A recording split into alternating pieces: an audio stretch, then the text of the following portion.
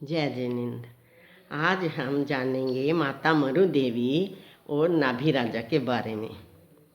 माता मरु देवी का आयुष 1 करोड़ पूर्व का था। क्या आप जानते हैं एक पूर्व में कितने वर्ष होते हैं? तो 1756 लिख के उसके आगे 10 जीरो और लगा लीजिए। इतने यानी 7 नील और 56 खरब वर्षों का एक पूर्व होता है। अब उसे करोड़ से गुणा कर दीजिए। तो माता मरु देवी का कहते हैं जीव जो है अनंत काल से वनस्पति में था। उसने बोर के कांटे समभाव से सहन किए थे। नंदा देवी से ठानी के भव में उन्होंने बीमार संत के लिए लक्षपाक तेल और रतन कंबल दान दिए। पति के प्रदेश जाने पर उन्होंने 60,000 वर्ष तक शुद्ध संयम का पालन किया। दीक्षा लेकर उन्होंने 11,05,85 मास खमन किए। इतनी पुण्यवानी अर्जित की उन्होंने कि वे प्रथम तीर्थंकर की माता भी बनी और चरम शरीरी आत्मा भी।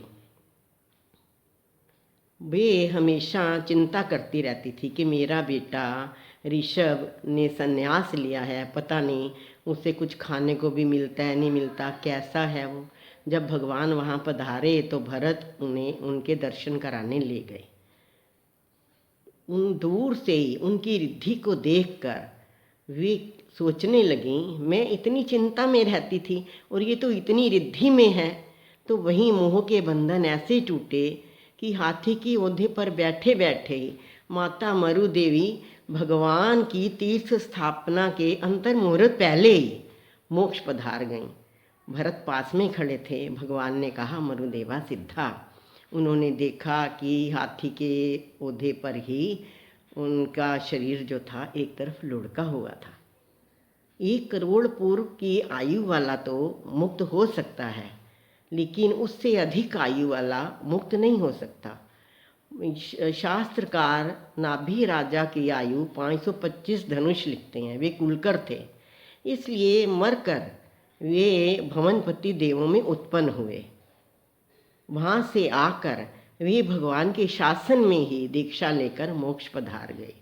तो कैसी आत्माएं थीं। माता मरु देवी अतीर्थ सिद्धा हुई, पहली अतीर्थ सिद्धा, यानी तीर्थ की स्थापना से पहले ही वो मोक्ष में चली गईं और नाभि राजा भी मोक्ष में चले गए।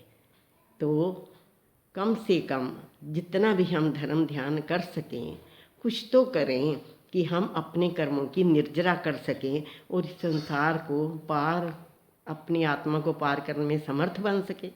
धन्यवाद। जय जिनेन्द्र।